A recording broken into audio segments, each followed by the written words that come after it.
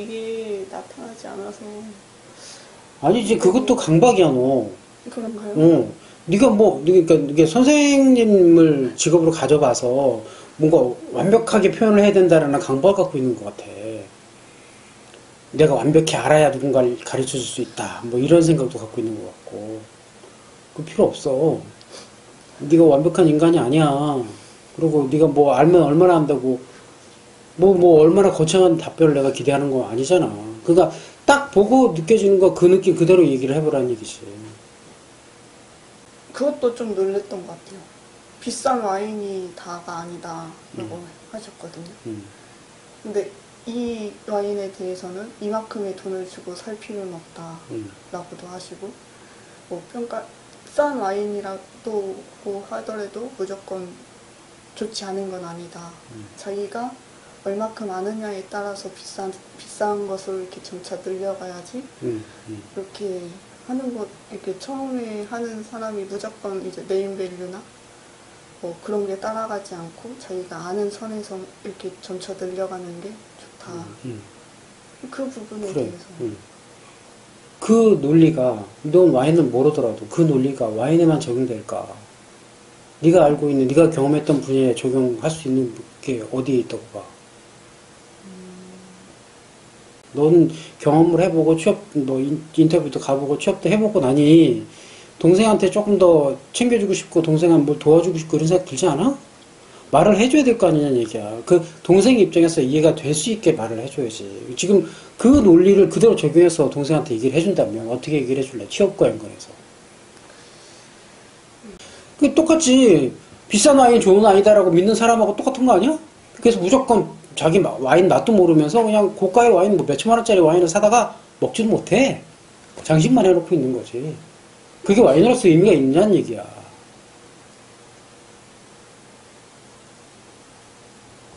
자, 동생한테 뭐라고 얘기해 줄래? 저 같으면 다양한 기업을 조금 보여줄 것 같아요. 어차피 그 친구도 알거든요. 자기가 높은 쪽으로는 갈 수 없다라는 것을 또 알고, 대기업이나 뭐 이런 데보다는 그런 이제 공기업 뭐 이런 쪽보다는 이제 자기가 못 가는 것도 알고 있더라고요. 그래서 왜 못 가? 자기 스펙 때문에 또 스펙 때문에. 네, 잠자기 한 10분 정도 이렇게 조금 투자를 해서 자꾸 봐라 라고 이야기를 해줬었거든요. 보고 가봐라. 대학교도 그렇고 그 다음에 그 인턴으로 했던 그런 과정이나 이런 것도 연관된 게 조금 많아요. 그쪽으로 가고 싶은 분야에 대해서 하고 했던 분야도 조금 있고 하니까 너라면 충분히 나보다 더 좋은 기업 더 찾을 수 있다. 계속 그냥 그런 식으로만 했던 것 같아요. 그냥 알아듣는 것 같아? 아니요. 아직 준비할 생각이 없어요. 그래. 그게 문제잖아. 나도 여기서 수천 명의 아이들을 만나서 얘기를 하는데 그렇게 얘기해갖고는 안 들어. 그래서 저도 이거 어떻게 해야지? 챙겨주고 싶지. 그렇지. 어떻게든 도움이 되고 싶고. 지금 그 친구가 가는 방향이 옳은 길이라는 생각은 해? 아니라고 생각하지. 어떻게든 도움이 돼야 되잖아. 그러니까 가고 싶은 분야는 이제 관리직 계열 관리, 시설 관리 쪽인데, 솔직히 말해서 시설 관리직이라고 하더라도 다 사무 쪽은 아니잖아요. 그 현장 쪽을 알아야 되는데 그 부분은 아예 안 하려고 하니까 그러게. 그것도 조금 답답하기도 하고. 공기업 들어가고 편하게 살겠다는 생각은 아닌 것 같아서 나도 이런 얘기를 하는 거야, 지금 너한테. 그런 생각을 갖고 있었으면 내가 아예 관심도 안 가졌을 거야. 근데 너한테 이렇게 한 달이 건너서 들어본 입장에서 그 친구는 그래도 현장직을 어느 정도는 거치면서 조금 더 본인의 적성에 맞는 일을 찾아가려고 하는 노력이 보이는데 지금 가지고 있는 생각이 특정 분야에 한정되어 있고 또 겁내고 있는 것 같다라는 생각도 있는 거야. 현장직에 들어갔을 때 뭐 대부분의 남자들하고 같이 섞여서 일하는 거에 대해서 겁을 내고 있는 게 아닐까. 난 지금 전화 들으면서 그런 느낌이 좀 들거든. 그렇다 보니까 그쪽 일은 하기가 겁나고 싫고 지금 당장 할 수 있는 것만 집중해서 그것만 하고 있는 거지. 그게 난 안타까운 거야, 그게. 그래서 너를 통해서라도 조금 더 이제 얘기를 해주고 싶은 거고, 이제 조금씩 너도 이제 뭐 만날 시간이 별로 없어질 테니까 조금 만날 수 있을 때 조금 더 많은 걸 줘서 너도 좋고, 그 동생도 좋고, 그랬으면 좋겠는 거지. 그래서 네가 했던 경험들을 조금 더 타인의 시선에서 좀 바라보고 이야기를 해줄 수 있으면 좋겠다라는 생각은 들어. 지금 뭐 어제 오늘 겪고 있는 이런 경험들도 너도 다 처음 하는 경험이잖아. 그게 너한테 이제 어떤 영향을 미치겠니? 그지? 지금 이제 두 번째 회사 면접 보고 온 느낌, 그런 것들이 생각이 나면서, 뭐 내가 말하지 않아도 너는 그 회사 안 간다고 얘기했겠지. 그지? 그로 인해서 첫 번째 면접 봤던 회사가 더 나한테 잘 맞는구나. 라는 게 조금 더 확신이 생기는 거야. 그치? 그래서 이게 좀 위험할 수 있는 거지. 예를 들면, 그것만 보고 네가 그 회사를 결정해서 갔다면, 들어가서도 조금 힘들어질 때, 내가 여기 잘 온 거 맞나? 이런 생각을 할 수 있어. 근데 지금 네가 두 번째 회사 면접을 보고, 여긴 아닌 것 같아. 라는 생각을 지금 하게 됐고, 너 스스로 안 간다라는 말을 해버리니까, 첫 번째 회사에 좀 더 올인할 수 있는, 그런 긍정적 효과가 나타나는 거야. 굉장히 중요한 경험이지.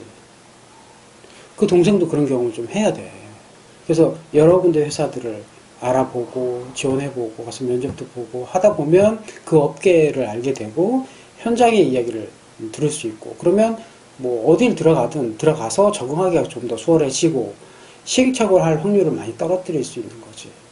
그래서 지금 현재 취업을 준비하는 과정에서 반드시 필요한 과정인데 그걸 아예 안 하고 있으니까 나도 굉장히 답답한 거야. 조금 더 도와줘야 돼. 뭐 나가긴 나가야 되는데 뭘 해야 될지도 모르겠고, 그냥 가려니까 억지로 그냥 가서 무슨 면접이 되겠니? 그러니까 교육원에서 가려니까 그냥 한번 가보지 뭐. 그러고 면접장에 가서 얼마나 열정을 있게 답변을 할 것이며 네가 받았던 그런 질문에 어떻게 대답을 하겠냐 이거야. 그럼 첫 번째 질문에 답변을 엉성하게 하겠지, 두 번째, 세 번째 나올 것 같냐고. 안 나와. 면접 10분도 안 걸려, 그러면. 그럼 뭐, 갔다 와서, 역시, 안 가는 거였어. 이런다고 또. 자기가 잘못한 건 생각 안 하고. 소개팅 하는 거랑 똑같다 그랬잖아. 이제, 성공회사에서는 이제 교육을 받았으니까 어딘가에 소개를 해주려고, 소개를 해줬는데, 소개해준 사람 생각도 안 하고. 생각을 해야 되는 거 아닌가요? 해야 되잖아, 당연히. 근데 그것까지는 생각도 안 하고 그냥 당연히 여기서 교육받았으니까 이제 가라는데 한번 가봐야지. 근데 거기서 또 고르고 있어. 이 정도 했으면 저 정도는 가야지 라고 이제 눈높이 올라가지. 밑바닥 다 건너뛰고 관리직으로 가려고 하는 거지. 근데 현장에서 누가 그렇게 해주나? 이걸 알아야 돼, 본인이. 근데 너는 그런 자세가 되어 있고 그런 경험도 있기 때문에 뭐 자소서나 하고 있는 말에서 그게 느껴지거든. 네가 알고 있으니까. 그러니까 면접을 보면 면접도 길어지고 이런저런 난해한 질문들을 많이 받는 거야. 조금 더, 왜냐면 특이하거든. 이 나이 또래 이런 생각을 할 리가 없는데 이것도 철저하게 학습된 거 아니야? 뭐 이런 생각도 들고 거기다가 좀 반갑기도 해. 왜냐면 특이하거든. 이런 면접을 오랜만에 해보거든. 그러니까 반갑기도 해서 더 질문을 해보고 더 테스트 해보고 막 이러는 거야. 바로 하루, 뭐 다음 주에 연락 준다더니 바로 하루 만에 오라고 연락 오잖아. 그것도 제대로 연락 온 것도 아니고. 그지? 뻔하지. 보이잖아, 이제. 이런 경험을 몇 번 더 해보면 이제 기업의 심리, 그 정도 수준의 이런 분야의 이런 기업들이 어떤 생각을 갖고 있다, 이런 것들도 이제 알게 되는 거야. 그게 기업의 수준차도 있지만 분야별로도 차이가 좀 더 있어. 어제 내가 얘기했지만 네가 첫 번째 봤던 회사와 두 번째 봤던 회사가 전혀 이제 규모는 비슷하지만 이게 틀이나 방향, 그다음에 업무적 구조 이런 게 좀 많이 다르잖아. 그러다 보니까 안에 있는 사람들이나 면접을 보는 어떤 형태나 이런 것들도 달라지는 거고. 그런 기본이 되는 원리, 기본이 되는 자세 이런 것들을 너는 부모님한테 참 잘 배운 거야. 그런 게. 그게 이제 면접관들 눈에는 굉장히 큰 장점으로 보이는 거고. 감사하게 생각할 일인 거지. 그치? 이제부터 부모님한테 좋은 걸 받았어. 근데 그게 완벽한 게 아니라 너의 큰 부분을 줬던 거고. 이제 넌 성장을 해야 되는 거니까 다른 부분을 좀 이제 받아야 되잖아. 그래서 이런 부분이 너한테 더 부족해. 이거 더 받아. 그 중에 하나가 이제 후배 챙기는 거. 그래서 그 동생을 공략을 하라는 얘기야. 적극적으로 가서 챙겨주고 도와주고 좀 하게끔 좀 푸시도 좀 하고. 그게 다 애정이지 뭐. 그지? 뭐 난 줄 텐데 지가 안 먹는데 어떻게 해요? 여기서 포기할 게 아니라 그 애정에 비례하는 거야. 그지? 좀 더 해줘야지. 실무자도 좋아요. 실무자는 별로 실무자가 안 좋았으면 어제 그 사장님까지 면접이 갔겠니? 안 좋아해. 내가 얘기했잖아. 실무자들은 잘 배울 사람만 한다고. 많이 배운 사람이 아니라 앞으로 잘 배울 사람을 원하는 거야. 근데 어설프게 배워온 게 자기가 많이 알고 있다라고 자만하고 있는 애를 좋아할 리가 없잖아. 걔가 뭐 얼마나 가르친다고 많이 알 거야? 공부 안 해? 그러니까 어제 그때 면접 봤을 때도 그 실무하시는 분이 좋아하셨어요. 근데 그게 대놓고 그분은 티가 났었거든요. 근데 사장님은 티가 안 나는 거예요. 사장에 위치해 있는 사람들은 그렇게 티 안 내. 내가 얘기했잖아. 사장인데도 1시간 면접 봤으면 그게 좋아하는 거라고. 아, 그런 거예요? 야, 일개 회사 대표인데 신입사원 면접 보는데 1시간 투자하겠니? 안 해. 아니 근데 여기 첫 번째 회사는 대놓고 티를 냈거든요. 그러니까 그건 이제 회사의 차이고 회사의 성향 차이고. 티가 이렇게 좀 많이 났는데 이분은 이렇게 좀 중후하시고 진짜 사장님의 포스를 가지고 있는 분이셨어요. 근데 티가 너무 안 나는 거예요. 티가 났는데 네가 못 느낀 거지. 아, 그런 거예요? 넌 지금 네 경우만 지금 겪었고 또래 다른 애들은 왜 그렇게 겪고 있는지를 자꾸 들여다봐야 돼. 뭐 누가 잘나고 잘못 못났고가 아니라 방향의 문제인 거야. 방향에. 근데 저는 잘 몰랐어요. 그러니까 저는 뭐 워낙 뭐 전공자도 아니고 뭐 가지고 있는 것도 없고 뭐가 없잖아요. 눈에 보여줄 만한 것들이. 근데 저는 처음에 교육원에 갔을 때 다 부러웠거든요. 이 정도 뭐 전공도 있고 이렇게 했으면은 어디든 갈 수 있을 텐데 왜 여기 와서 왜 이러고 있느냐부터 해가지고 이런저런 이야기를 했을 때 다들 이제 돌아오는 답변이 나는 이게 안 돼서 그렇다. 자기는 이게 뭐가 스펙이 없다. 막 이런 식으로 계속 하는 거예요. 어디 가서 하면 되지 않나? 나는 이런 것들이 그러니까 그게 조금 의문이었던 게 저만 이런 생각을 갖고 있다는 것이 의문이었어요. 저는. 왜 나만 이런 생각하면 내가 좀 이상한 거 아닌가? 이런 생각들이 조금 초기에는 좀 많았던 것 같아요. 네가 독특한 환경에서 컸지. 클 때. 그러니까 그 공통적인 게 지금 여기에 너랑 비슷한 상황으로 취업한 애들이 갖고 있는 공통점이 뭐냐면 그러니까 전형적이지 않은 거야. 성장 환경이. 어른들의 생각을 읽어내고 거기에 대응할 수 있는 능력. 이런 게 어릴 때부터 학습이 된 거지. 그리고 인성교육을 제대로 받은 게 뭐가 중요하고 뭐가 중요하지 않다라는 걸. 그 중요하다라고 생각하는 것들이 어른들의 시선에서 중요하다고 생각하는 것들을 너도 같이 알고 있는 거지. 그게 제일 큰 거지. 그러니까 면접관이 어제 엊그제 만났던 그런 아니한 질문을 해도 너는 답변을 할 수 있었던 거고 이런 질문을 답변하는 20대를 만나보기가 쉽지 않은데 만나니까 너무 반가워서 1시간씩 질문한 거지. 나도 그래. 흔치 않은데 그런 애들 가끔 만났을 때 너무 반가워. 그 뭐 1시간, 2시간 계속 얘기를 하지. 그런 기분. 몇 년 후에 너 후임이 이제 들어왔을 때 후배들하고의 커뮤니케이션 그거를 지금 그 동생한테 테스트를 해보고 연습을 해보고 그러라는 거지. 그때 가서 힘들 거라는 거야. 그러니까 지금부터 그 동생을 챙겨보면서 나이 어린 동생들이 왜 그런 생각을 하고 있는지. 만약에 그 동생이 네 후배로 들어왔다면 회사에 말 들을까? 근데 넌 어떻게든 걔를 챙겨갖고 네 업무를 해야 돼. 맨날 충돌만 일어날 거냐고. 어떻게든 소통을 해서 신뢰관계를 만들고 같이 데리고 가면서 일을 만들어내야 돼. 그래야 네가 그 위에 단계로 올라갈 수 있는 거지. 얘는 일도 못하고 생각도 안 말도 안 통하고 안 되겠어. 제껴놓고 네가 다 해버리면 넌 성장 못해. 그게 걱정이라는 거야. 더 많이 배울 수 있는 기회를 다 놓치고 있잖아 지금. 그 선생님도 그렇고 누군가는 좀 걱정이 돼서 한마디라도 더 도움을 주려고 다가와서 뭐 이렇게 한마디 떡 꺼내는데 툭 쳐내, 야, 더 얘기해줘 안 되겠고 그러고 가버리잖아. 스스로 기회를 차버리는 거지. 그게 조금 안타깝더라고요. 근데 그걸 어떻게 제가 그렇게 받아들이는데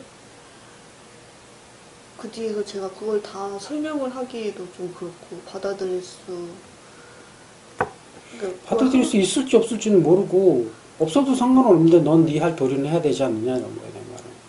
항상 다 설명을 해주는데 해줄 수 있으면 해줘야지. 그게 그럴까요? 누군가한테 예를 들면 나도 마찬가지야. 수많은 친구들한테 내가 얘기를 해줬지만 알아듣는 애는 몇 명이냐. 없어도 난 그 아픈 걸 그 입 아프게 얘기를 계속 하고 있잖아. 받아들이는 사람은 모를 확률이 높아. 지금 너도 내가 하는 얘기 몇 프로나 이야기하는 생각은 하지만 그래도 내 입장에서는 얘기를 해주는 게 받아들일 수 있는 만큼만 받아들여라 하면서도 얘기를 해주는 거야. 그것도 내가 지금 젊으니까 이나마 이 정도 얘기해줄 수 있는 거고 더 나이 들면 다 한마디만 툭 하고 말 거야 아마. 맨 비슷비슷한 사람들끼리 모여서 정말 재미없고 조용하거든. 근데 이제 어찌 보면 좀 시참말로 장난감이 하나 들어온 거야. 막내 하나가 들어왔는데 재밌어. 놀려먹고 막 잡고 그냥. 그러니까 저는 그 놀림의 대상이 아니고 저는 바라보는 대상이었단 말이죠. 그 전까지 처음에서 그러니까 그 놀림의 대상이 제가 되지 않았기 때문에 이제는 네가 놀림 대상이 놀림이라고 좀 이상한데 그러니까 긍정적 해석의 좀 분위기 메이커라고 그럴까? 왜냐면 특이한 이력을 네가 많이 갖고 있기 때문에 뭘 하나 툭툭 던지면 이제 보통 예상치 못한 반응이 막 나오니까 재밌는 거예요, 그게 그 오너 입장에서 본인도 재밌지만 주변 사람들 지켜보는 사람들도 재밌는 거야. 그러니까 너는 그냥 그 자체를 즐기면 돼. 기분 나빠할 필요도 없고 그게 애정 표현이다라고 생각하면 돼. 그러니까 그건 알겠는데 됐어. 제가 어떻게 이렇게 해야 될지 모르겠어요.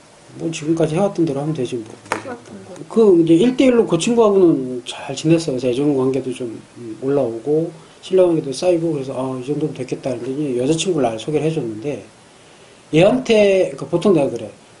이제 여자친구든 뭐 남자친구든 소개를 해주면 나는 왜냐면 소개를 해줬기 때문에 이 친구한테 더 나는 애정 표현을 하거든. 근데 이 친구가 그걸 못 받아들이는 거야. 그 오해를 하는 거야. 내가 사과를 했어.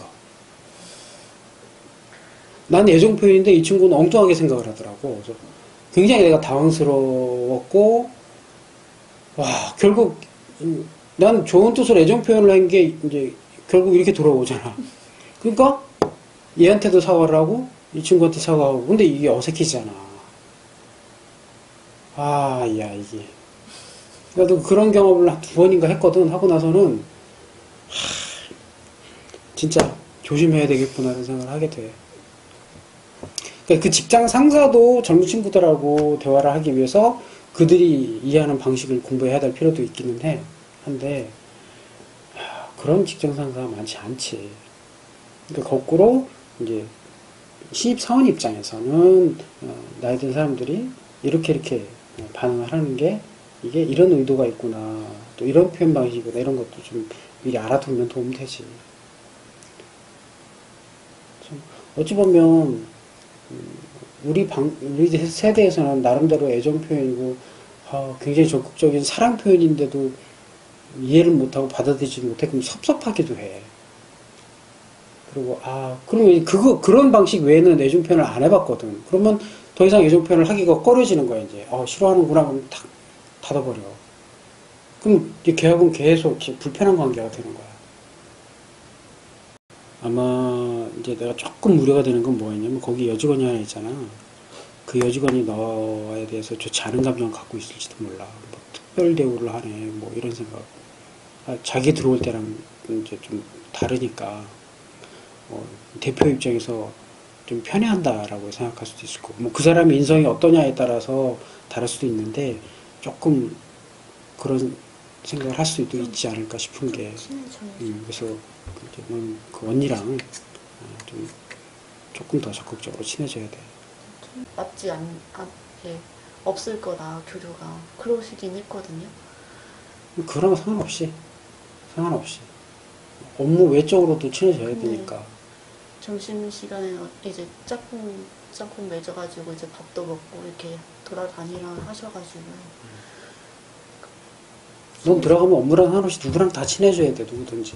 친해지고. 근데 제 첫 번째가 네, 문제는 지금 그러니까 일이 워낙 일손이 딸리니까 뭐 하드웨어 팀, 뭐 소프트웨어 팀, 뭐 월요일 저녁에 갔더니 그러고 있더라고요. 그래서 그러니까 뭐 이제 개인 이제 연락 잘고 개인 카톡도 좀 하면서 서로 친분도 좀 쌓고 뭐 업무 외적인 이야기라도 조금 하면서 조금 더 친해지려고 노력하고 좀 다가가 네가.